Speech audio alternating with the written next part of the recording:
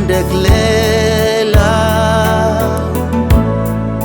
ireo fanieniara misy fo manapakisan'andra manjakazaka malavando ny Lela milefitry malava velogno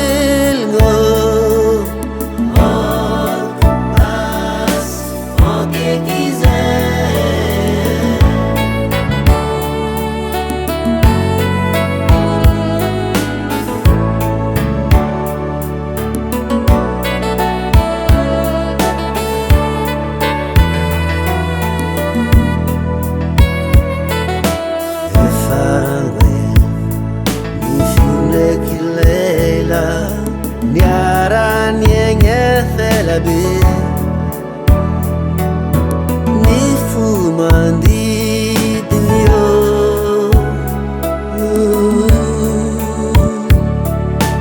nalavando ny Lela vitandremagna mahay milefidro isan'andra fanapatapaka ranjo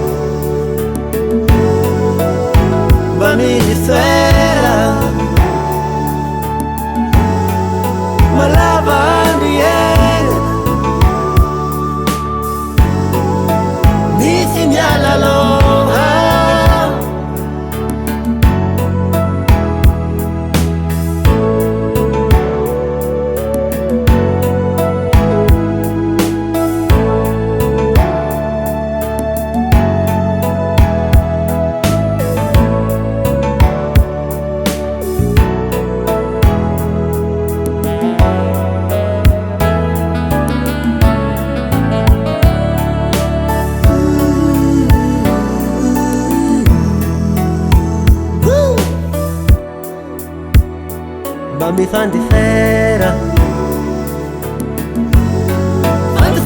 ngavo kwavo ni meti ulumbelu